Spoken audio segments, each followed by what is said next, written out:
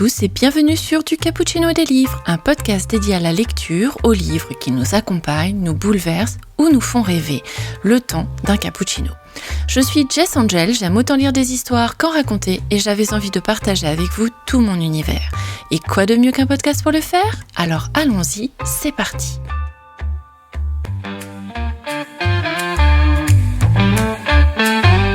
Avant de commencer ce nouveau bilan lecture, petite confession. J'ai abandonné La main gauche de la nuit d'Ursula K. Le Guin. Oui, je sais, honte à moi. Je l'avais mis de côté en mode « je reviendrai vers toi plus tard ». Sauf que ce plus tard s'est transformé en plus d'1 mois à prendre la poussière dans mon coin lecture. Et à un moment, il faut savoir être honnête. Ce livre n'était tout simplement pas fait pour moi. Bon, c'est un peu triste, mais on ne peut pas avoir des coups de cœur avec tous les livres non plus. Et attention, ce mois-ci, je ne me suis pas arrêtée là. J'ai aussi abandonné un livre audio. Je vous raconte tout ça et le reste de mes lectures juste ici. Voici donc mon bilan lecture du mois d'avril 2026, soit 8 livres lus, un abandon et un livre audio toujours en cours sur le mois d'avril. On va commencer par ma première lecture, le tome 2 de la duologie Lettres d'enchantement, impitoyable serment de Rebecca Ross. Vous savez, c'est la suite de Divine Rivalité. Publié chez De Saxus, qui est un roman du genre de la romantaisie. Je vous refais le résumé du tome 1. Après plusieurs siècles de sommeil, les dieux sont à nouveau en guerre. Alors que son frère est parti au front et que sa mère sombre dans l'alcool, la jeune journaliste Iris Winnow tente de maintenir sa vie à flot. Elle ne trouve de réconfort que dans les lettres écrites à son frère porté disparu, qu'elle glisse sous sa garde-robe et qui disparaissent mystérieusement. Lorsqu'elle reçoit des réponses anonymes, elle y répond, sans savoir que leur auteur n'est autre que son plus grand rival, Roman Kitt. Alors qu'un lien indéfectible se noue entre eux, Iris accepte une mission au front en tant que correspondante.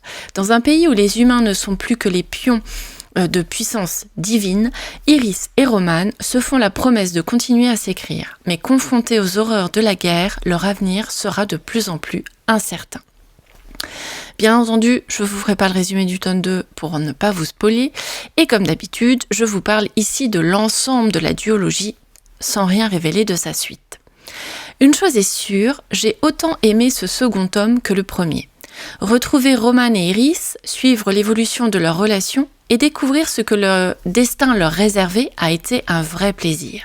Replonger dans cet univers si singulier est tout simplement captivant. Dans ce tome, les enjeux prennent une toute autre ampleur. On comprend enfin les origines et les mécanismes de la guerre entre les deux divinités, Dacre et Enva, ou Dacre et Enva, comme vous voulez, et toutes les conséquences qu'elle entraîne. Cette montée en tension rend l'histoire encore plus immersive et poignante à mon goût.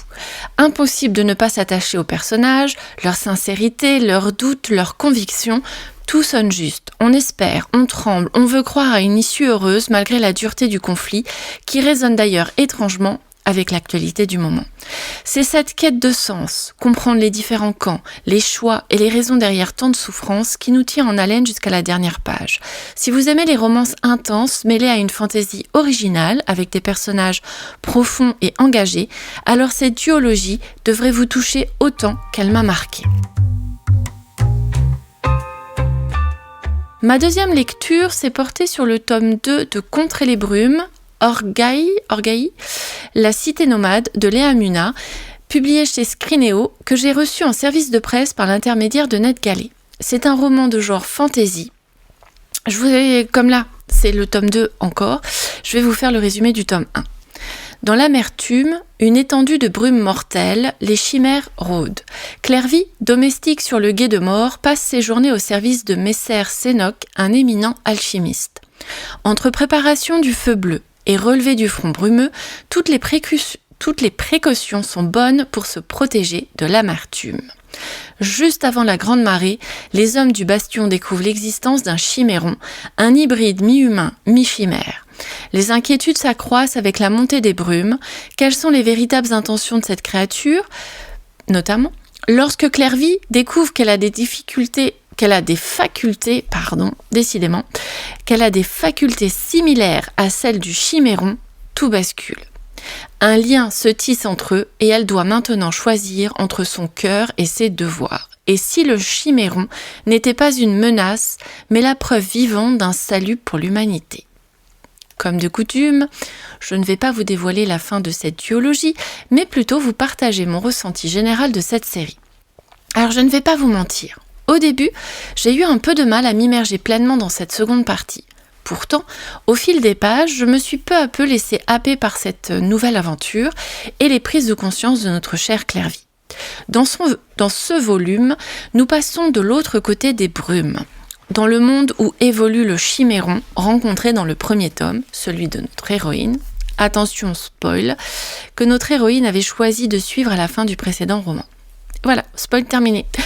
On découvre ici l'origine de ces êtres qui ont réussi à survivre dans la brume jusqu'à évoluer vers une organisation semblable à une ruche où chacun a un rôle à accomplir. On en apprend davantage sur les liens qui les unissent à leur communauté et l'on comprend rapidement que Noweramu, le chiméron et Clairvy, l'humaine, ont tissé un lien profond, un lien qui leur permettra d'explorer leur altérité avec sincérité et authenticité. Car ce texte parle avant tout de cela, des liens que l'on crée avec les autres, de ceux qui nous façonnent et font de nous des êtres vivants, et si j'ose dire, profondément humains. Déterminée à comprendre ces brumes et à apprendre comment y survivre sans danger, Clairvy poursuit son cheminement et continue de devenir la femme forte et fascinante qu'elle est destinée à devenir. Son combat féministe reste d'ailleurs toujours aussi puissant. Je vous laisse découvrir cette suite vraiment intéressante, notamment dans la manière dont les personnages traversent leurs difficultés de communication, mais surtout dans leur volonté de se comprendre malgré la barrière de la langue et de la différence profonde de leur nature. Alors si vous avez aimé le premier tome, replongez dans cet univers et laissez-vous porter par ce texte ainsi que par ses personnages profonds et attachants. Et si vous souhaitez en savoir plus sur l'autrice, je ne peux que vous conseiller d'écouter son interview sur ce podcast. Le troisième livre, c'est le tome 1 de la série L'épée, la famine et la peste d'Aurélie Wellenstein, publié dans ma collection, en tout cas chez Pocket et je crois à l'origine chez Scrinéo. C'est un roman de genre fantasy, dont voici le résumé. Depuis un demi-siècle, le royaume de Comgall s'enfonce dans un âge sombre. Les monstres pullulent, des villages entiers disparaissent dans les toiles d'araignées et les tarantas tissent dans l'esprit des hommes, les condamnant à s'étioler dans la mélancolie et les idées noires. 3 êtres brisés deviennent la cible d'une population aux abois.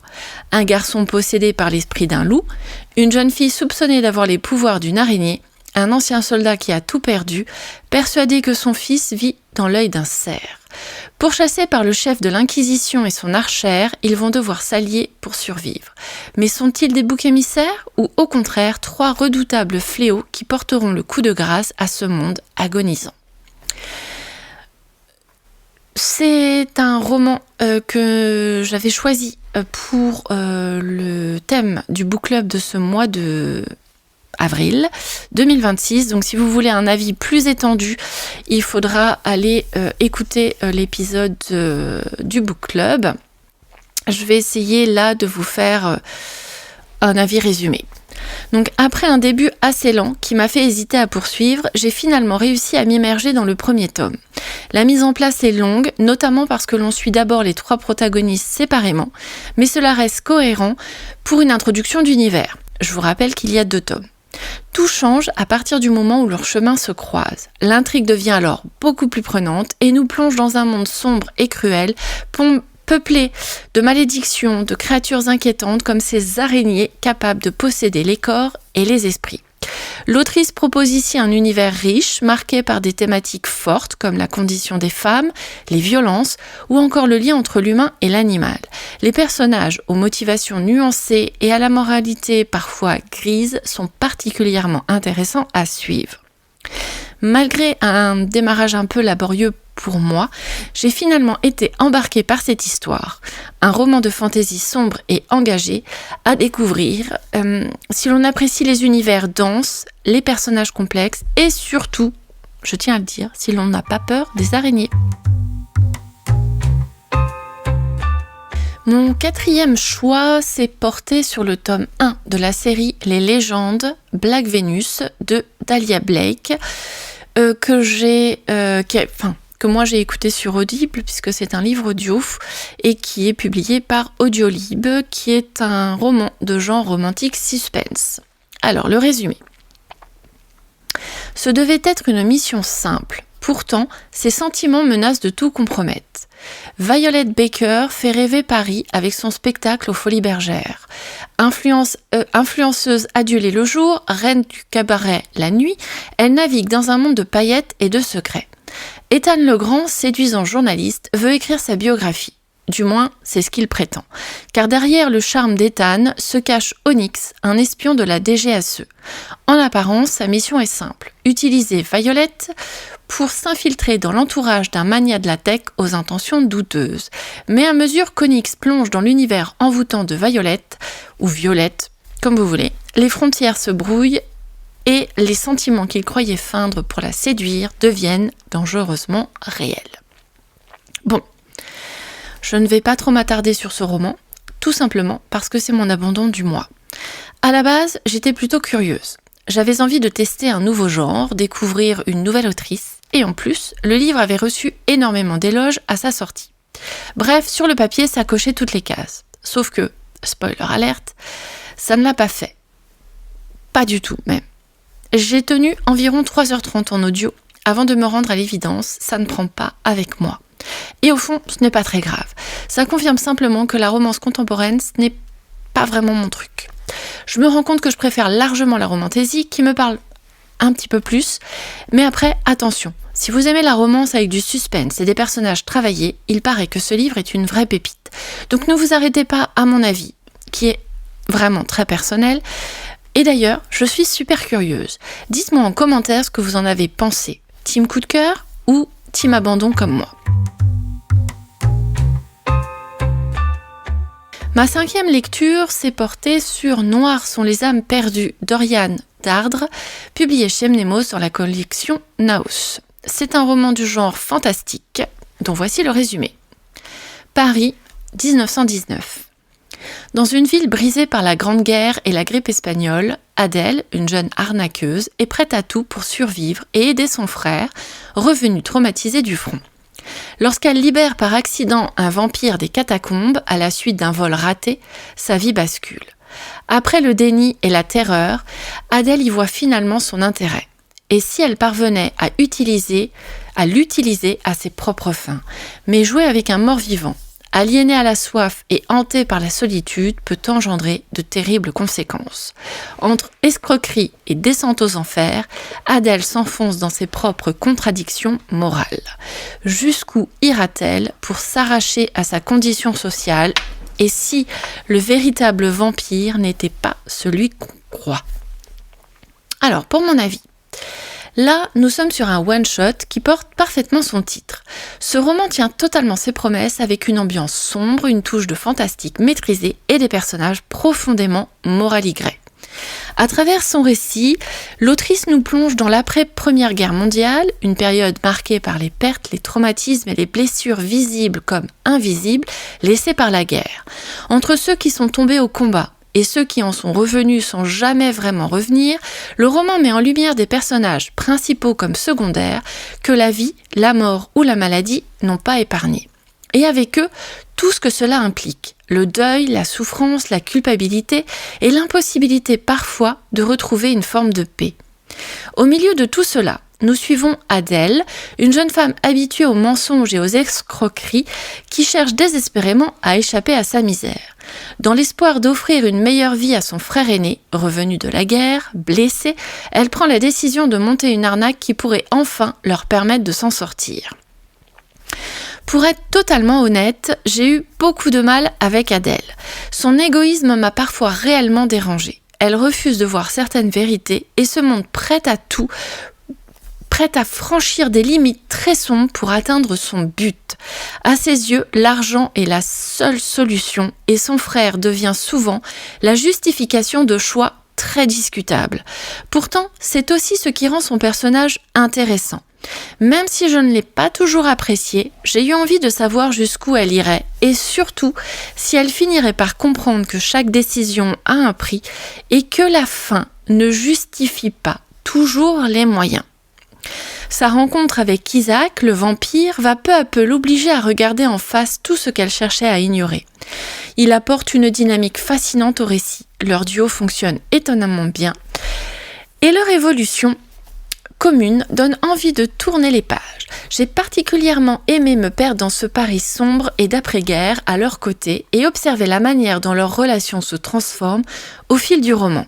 Si vous aimez les personnages aux intentions troubles, les âmes abîmées et les histoires où personne n'est totalement innocent, alors laissez une chance à Adèle. Même si elle ne se laisse pas aimer facilement, son histoire mérite vraiment qu'on s'y attarde.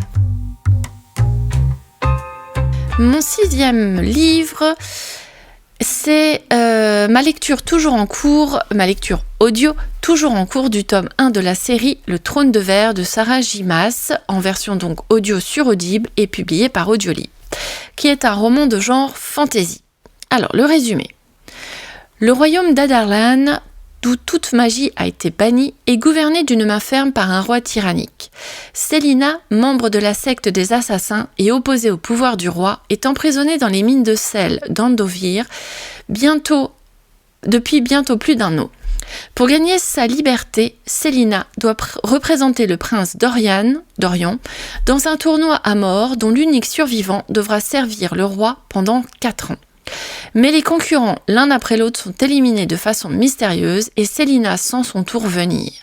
Manifestement, d'obscures forces magiques ressurgissent dans l'ombre de la cité et la jeune assassineuse va devoir leur faire face. Heureusement, elle pourra compter sur l'aide de 2 hommes, son entraîneur, le beau capitaine Cole, et le prince Dorian en personne. Alors pour le moment, j'adore. J'avais particulièrement envie de découvrir cette fantaisie après avoir écouté La Lame de l'assassineuse. Et pour l'instant, je ne suis pas du tout déçue. Cette fois-ci, nous n'avons qu'une seule narratrice au niveau de la version audio et je me rends compte que je préfère largement n'avoir qu'une seule voix sur laquelle me concentrer. L'écoute est ainsi beaucoup plus fluide et immersive pour moi.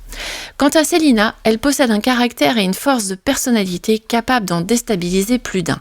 Elle ne mâche pas ses mots et malgré tout ce qu'elle a traversé auparavant, elle n'a rien perdu de sa détermination, ni même parfois de son arrogance. Ce début a absolument tout pour me plaire et s'annonce même plus que prometteur. J'ai déjà hâte de poursuivre ma lecture pour en découvrir davantage sur le monde de Célina, sur ses origines et surtout pour savoir si elle parviendra à remporter ce tournoi sans trop de heurts et si elle ne sera pas victime du tueur en série.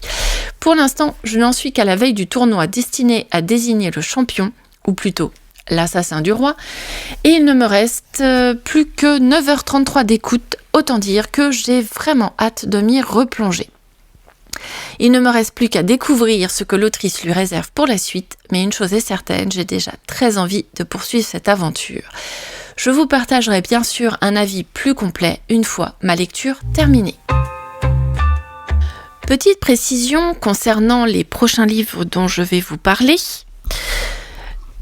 Ils font partie de mon blog des vacances dans lequel j'avais prévu 4 lectures afin de faire un peu diminuer ma palle. Je ne vous partagerai ici qu'un avis plus succinct pour éviter de trop me répéter. Alors n'hésitez pas à aller jeter une oreille au blog si vous souhaitez découvrir mon ressenti plus en détail. Le septième livre que j'ai lu, c'est donc le tome 1 de la trilogie La Voix de Loré, Le Maître de l'Anarchie de Marie Fabre, publié donc chez Nemos dans la collection Naos, ce qui est pour moi un roman de fantasy steampunk. Alors en résumé, en plein cœur de la révolution industrielle, Bohême s'érige comme la ville la plus influente du 19e siècle grâce à l'oré, un métal hors norme et miraculeux qui attise la convoitise. Cependant, cette prospérité est depuis peu menacée par les crimes d'un tueur en série qui s'en prend à des politiciens. Hatcher, jeune reporter, se lance sur la piste de cet assassin et s'allie à une brigadière pour sa part à la recherche d'un mystérieux médecin à l'origine d'un traitement qui pourrait bien enrayer une maladie inconnue se propageant dans les quartiers pauvres de la ville. De l'opulence des demeures aisées à l'atmosphère sinistre des bas-fonds, cette traque les mène au centre d'un complot de grande ampleur impliquant Laurie, des hommes puissants et le fils de l'un d'eux, Willem, étudiant de génie dont Hatcher se rapproche. Au fil des jours, Hatcher cherche la vérité cachée derrière les apparences, jusqu'à se brûler les ailes. Plongé dans une histoire d'intimité, de certitude, d'amour et de rivalité, une question le hante. Qui tue, qui soigne, et peut-on aimer éperdument et haïr tout autant? Alors pour mon avis, je me suis lancée dans la voie de Laurie en achetant directement les 3 tomes, simplement séduite par sa promesse de fantasy steampunk, de mystère et d'enquête dans une ville à l'atmosphère industrielle. Et dès les premiers chapitres, j'ai compris que j'avais eu raison de suivre mon instinct. Marifa parvient très rapidement à installer une ambiance immersive. Bohème n'est pas seulement un décor, c'est une ville vivante, marquée par ses contrastes sociaux, ses tensions politiques et les secrets qui semblent se cacher derrière chaque rue. Plus j'avançais, plus je prenais plaisir à découvrir cet univers construit avec soin, où Laurie, cette ressource au cœur du récit, devient autant un élément de fantaisie qu'un reflet de problématiques économiques et sociales très modernes. J'ai également beaucoup aimé suivre Hatcher, un protagoniste curieux, intelligent et profondément humain qui porte l'intrigue avec justesse. À travers son regard, l'enquête gagne progressivement en intensité, tandis que les questions se multiplient autour de ce médecin énigmatique et de ce tueur qui semble choisir ses victimes avec une précision troublante. L'un des points forts du roman reste pour moi la manière dont l'autrice mêle l'intrigue, le world-building et la critique sociale sans jamais alourdir son récit. Chaque chapitre apporte de nouvelles révélations tout en laissant planer suffisamment de mystère pour donner envie de poursuivre. Au fil des pages, les personnages deviennent attachants, les enjeux prennent de l'ampleur et même lorsque certaines réponses finissent par émerger, tout ne paraît pas complètement résolu. Et c'est justement cette sensation qu'il reste encore quelque chose à découvrir qui me donne très envie de me plonger dans le second tome. Mon 8e choix s'est porté sur « Tous les membres de ma famille ont déjà tué quelqu'un » de Benjamin Stevenson, publié dans ma collection chez 10-18 en poche. C'est un roman du genre policier dont voici un résumé assez succinct. Je redoutais cette réunion de famille des Cunningham avant même le premier meurtre. À peine la tempête s'était-elle abattue sur notre hôtel perdu au milieu des montagnes que déjà la neige et les cadavres s'amoncelaient. Il faut dire que nous, les Cunningham, on a du mal à se supporter les uns les autres. Je crois que nous n'avons qu'une seule chose en commun. Chacun de nous a déjà tué quelqu'un. Alors, mon avis. Tous les membres de ma famille ont déjà tué quelqu'un a été une lecture totalement addictive. Benjamin Stevenson possède un style unique qui donne l'impression que le lecteur fait partie intégrante de l'histoire. Son humour, sa façon de jouer avec les codes du roman policier et d'interpeller directement son lecteur rendent le récit aussi original que captivant. J'ai particulièrement aimé la construction du roman qui dévoile peu à peu les secrets de cette famille aussi étrange que dysfonctionnelle, tout en distillant des indices avec beaucoup d'intelligence. Malgré la noirceur du fond, l'auteur parvient à créer une ambiance presque cosy, ce qui rend sa plume encore plus singulière. Entre mystère, humour noir et personnages profondément travaillés, ce roman a été pour moi une excellente découverte que je ne peux que recommander aux amateurs de cozy mystery et de romans policiers.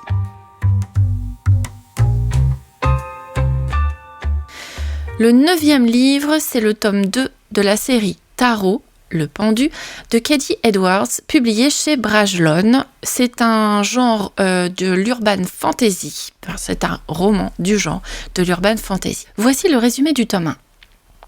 Rune St. John, dernier descendant de la cour déchue du soleil, se voit engagé pour enquêter sur la disparition d'Adam, fils de Dame Justice, en Nouvelle-Atlantide, la ville-île où les Atlantes se sont établis après la destruction de leur terre d'origine par les humains. Accompagné de son acolyte et garde du corps, Brand, il infiltre les plus hautes sphères de la noblesse néo-atlante pour interroger les proches et les associés du disparu. Très vite, cependant, leur enquête va les mener sur une piste imprévue, celle d'une créature légendaire liée au secret du massacre de la cour de Rune. En cherchant Adam, Rune pourra-t-il lever le voile sur l'assassinat de sa famille et sur son passé ? Ça, c'était le résumé du tome 1, qui était, comme je vous l'ai dit dans le plug, une histoire déjà à part entière. Après, cette histoire-là de l'enlèvement de Adam a été résolue dans le tome 1 et il y a quelques petits fils rouges pour nous amener forcément au tome 2. Et justement, le résumé du tome 2, c'est le suivant. Rune St. John, dernier descendant de la cour déchue du soleil, s'efforce de protéger coûte que coûte Max, l'adolescent qu'il a recueilli d'un mariage contracté de force avec le pendu. Ce faisant, il s'enlise dans un conflit mêlant magie arcanique et intrigue politique. Sa quête le mènera dans des recoins improbables de l'île, tels que un quartier chaud aménagé sur un quai de navire fantôme, une étrange ferme en gratte-ciel, ainsi que l'hémicycle du concile, où une session d'arcane changera à tout jamais son destin. Comme vous avez pu le constater, ça spoile pas tant que ça, donc c'est pour ça que je me suis permise de vous donner aussi le résumé du tome 2, pour vous donner encore plus envie de découvrir cette histoire. Parce que, moi personnellement, c'est avec beaucoup de plaisir que je suis retournée en Nouvelle-Atlantique pour découvrir la suite des aventures de Rune St. John, l'héritier sans trône de la Cour du Soleil. J'y ai retrouvé toute la magie de cet univers, cette enclave dissimulée au cœur d'une autre, où la technologie moderne côtoie des créatures fantastiques, mythologiques, ou encore directement issues des contes et du folklore humain. Dans ce second tome, Rune tente de comprendre pourquoi quelqu'un a cherché à enlever son pupille, Max, un jeune adolescent lié au trône déchu de Dame amoureux. Mais je vais m'arrêter là pour ne pas trop en révéler à celles et ceux qui n'auraient pas encore découvert le premier tome. Je ne vous partagerai donc rien de plus que mon ressenti sur cette série, en tout cas le début de cette série, dont j'avais déjà énormément apprécié le premier volet. Et je peux déjà vous dire une chose, mon intérêt se confirme pleinement. J'aime toujours autant les personnages, l'ambiance, les différentes intrigues et surtout la plume de l'auteur. Il parvient à nous livrer de véritables pans d'histoire sans jamais nous ennuyer, tout en les intégrant parfaitement à son récit. Les thèmes abordés dans ce tome-là sont parfois assez durs et j'avoue avoir eu un petit peu de mal au début à comprendre où l'intrigue voulait nous emmener. Mais petit à petit, tout se met en place et je me suis laissée happer par la suite. C'était terriblement addictif et j'ai désormais très envie de me plonger dans le tome 3 qui m'attend sagement dans ma palle. En plus de cela, l'auteur a écrit de petites histoires à lire entre les tomes. Je ne crois pas qu'elles aient encore été traduites en français, mais je vais clairement me renseigner pour les découvrir, tant j'aime cet univers et cette magnifique dynamique de Found Family qui me touche énormément. Alors si vous aimez les figures du tarot, l'urban fantasy, le Found Family, les enquêtes, les combats et les personnages profonds et attachants, cette série pourrait vraiment vous séduire. On arrive à la fin de ce podcast avec le 10e et dernier livre que j'ai lu sur ce mois d'avril 2026, qui est le tome 1 de la série Les Enchantements d'Ambremer, le Paris des Merveilles de Pierre Pével, publié chez Bragelonne et que j'ai eu moi dans leur collection poche. C'est un roman que je qualifierais du genre fantasy, steampunk, fantastique. Ouais, c'est un petit peu spécial. En résumé, Paris, début 19e siècle. Les messieurs ont de fières moustaches, des chapeaux melons, les dames portent des corsets, des jupons, des bottines à boutons. Déjà, de rutilantes tacos pétarade parmi les fiacres le long des grands boulevards aux immeubles haussmanniens.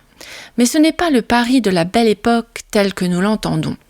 La tour Eiffel est en bois blanc, les sirènes ont investi la Seine, les farfadets, le bois de Vincennes, des chats ailés discutent philosophie et une ligne de métro permet de rejoindre le pays des fées. Occupé à enquêter sur un trafic d'objets enchantés, Louis Denisard Hippolyte Griffon, mage du cercle Sion, se retrouve mêlé à une série de meurtres. Confronté à des gargouilles immortelles et à un puissant sorcier, Griffon n'a d'autre choix que de s'associer à Isabelle de Saint-Gilles, une fée renégate que le mage ne connaît que trop bien. Bienvenue dans le Paris des merveilles. Alors mon avis, que dire ? Il y avait pourtant tout pour me plaire. Et malgré cela, la magie n'a malheureusement pas opéré avec moi. Et j'en suis la première déçue, je vous assure. Parmi les éléments qui pourraient séduire beaucoup de lecteurs, je retiendrai en quelques mots une enquête dans un univers à la frontière du fantastique et de la fantaisie, où réalité et fiction se croisent dans un même Paris revisité. J'ai particulièrement apprécié les nombreuses références à Méliès, Jules Verne ou encore cette série des années 70-80 que j'adorais regarder, les Brigades du Tigre. On retrouve d'ailleurs une scène de crime avec le commissaire Valentin et ses collègues Terrasson et Pujol, vraiment personnages de fiction de cette série Les Brigades du Tigre, ce qui est pour moi quand même un clin d'œil que j'ai trouvé très réussi. L'intrigue tourne autour d'une enquête sur des hommes retrouvés morts à la suite d'un trafic d'objets enchantés. Le côté fantastique fonctionne bien, puisque l'on évolue dans notre Paris, mais un Paris où cohabitent créatures surnaturelles, mages, fées, sorcières, etc. Quant à la dimension fantasy, elle apparaît avec Ambremer, ce monde accessible au bout d'une ligne de métro parisienne, d'où viennent toutes ces créatures. Vous voyez donc pourquoi ce roman ne pouvait, en théorie, que me plaire. J'en avais tellement entendu parler que j'étais très curieuse et vraiment ravie, je vous l'assure, de commencer cette lecture. Puis, petit à petit, mon enthousiasme est retombé. Peut-être en attendais-je trop, peut-être que ce livre n'était tout simplement pas fait pour moi. Je ne pourrais malheureusement pas en dire beaucoup plus. Malgré toutes ses qualités évidentes, cette histoire ne m'a pas touchée comme je l'aurais espéré et c'est vraiment dommage. Donc voilà, je ne peux rien vous dire de plus. Par contre, je peux enchaîner sur ma lecture en cours. Donc, comme je vous ai dit, il y a le livre audio du Trône de Verre, mais il y a également le tome 1 de la duologie La tisseuse de mélodie de Sarah Abbasi, publié chez Hachette Roman, qui est un roman de fantaisie. Je vais vous en donner quand même un petit peu le résumé. À Solvara, la musique possède un pouvoir redoutable, une partition peut ensorceler, manipuler et parfois même tuer. Comme 49 autres rares élus, Shona est une tisseuse, une servante du dieu Sol. Cloîtrée dans l'Atrium, lieu saint, depuis l'enfance, elle tisse les mélodies du destin. L'avenir de chaque habitant du royaume. Lorsqu'elle entrevoit accidentellement son propre futur, dans lequel elle est à l'origine de la chute de Solvara, son existence bascule. Bientôt accusée d'être au cœur d'un complot qui vise à renverser le roi, Shona décide de fuir. Contrainte de collaborer avec Alistair, un musicien aristocrate dont le destin semble intimement lié au sien. La jeune femme n'aura d'autre choix que d'émêler les notes de sa destinée avant que celle-ci ne s'accomplisse. Alors, je ne vais pas pouvoir vous en dire grand-chose. J'ai dû lire à peu près une 50aine de pages et j'en suis justement arrivée au point clé du résumé qui dit que que notre héroïne, Shona, lors d'une vision, a vu le chaos arriver. Donc voilà, j'en suis arrivée que là. Mais pour l'instant, ça promet une belle histoire, donc on verra bien ce que ça va donner. Voilà. Je vous ai fait la chronique de mes 8 lectures complètes. Un petit avis du pourquoi comment j'ai abandonné un livre et ma lecture audio en cours, ainsi que celle papier que j'ai commencé hier soir. Voilà pour le mois d'avril 2026. Il est temps de conclure cet épisode de podcast. J'espère qu'il vous a plu, qu'il a nourri votre curiosité et semé quelques idées de lecture à découvrir. Pensez à vous abonner pour ne pas manquer le prochain épisode, à liker et à partager autour de vous. Vous pouvez aussi me retrouver sur Instagram @jess_angel ou m'écrire si vous avez envie d'échanger, de poser une question ou de me parler de vos propres recommandations de lecture à ducappuccino-et-des-livres@gmail.com. Vous pouvez également vous inscrire à la newsletter mensuelle en vous rendant sur le site d'hébergement du podcast en cliquant simplement sur s'abonner. Merci pour votre écoute et à très vite pour la suite.